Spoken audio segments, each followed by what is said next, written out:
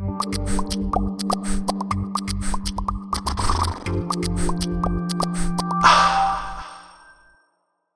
there, Jim Johnson here for Accent Help, and I wanted to talk just a little bit about the idea of placement, the sense of where the sound lives in your mouth, or another way that some people may talk about it is a sense of mouth posture. So placement is sort of a BS concept. There's sort of no such thing as placement. You don't have to put it in a certain place, but that concept tends to help a lot of people to understand a lot that gets them further with an accent. So I do find it useful to talk about the sense of what the placement is. For example, for most Americans in their speech, the placement is actually sort of in the middle of the mouth ideally, or for a lot of people, it sort of drops back into the throat and drops into the back of the tongue. This is a very common thing. In addition to that, the placement can vary in other parts of the U.S. too. For example, in the New York Brooklyn sound, it'll tend to feel like it's more down in the jaw, like the lower lip. Almost a fat lower lip can tend to help with a sense of where the Brooklyn placement is, whereas more the Bronx placement tends to be higher in the mouth, more of a sense of it being up near the top. So there's a difference in the height of it, and also front versus back.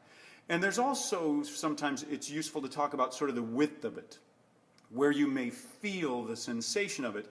For example, the Brooklyn one can feel like it's fat and low in the jaw, whereas the Bronx one, it does seem to help people to think of it as being high and flat and wide and not quite so pointy.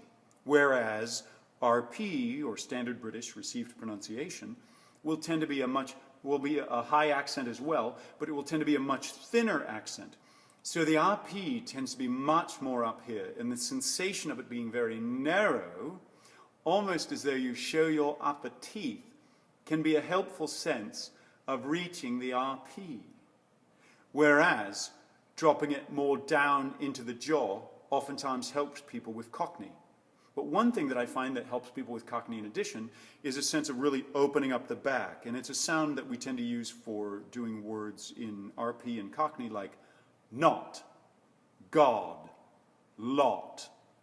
And it's that rounded A sound. Say not, right. So if you hold on to that, that helps you with the Cockney sensation of the placement being open at the back, as opposed to what you'll tend to experience is more of a sense of it sort of flattening out, not quite as open when you go to Australian, especially broad Australian.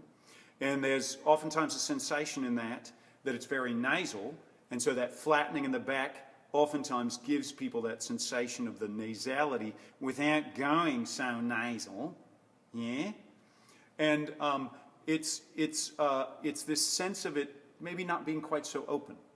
So sometimes that shift, like Cockney versus Australian sound differences, is not that significant. There are some sound differences, but there's a lot in common. So it's really common for people to slip from one to the other when they're working on them, or working on Cockney, slipping into Australian, for example.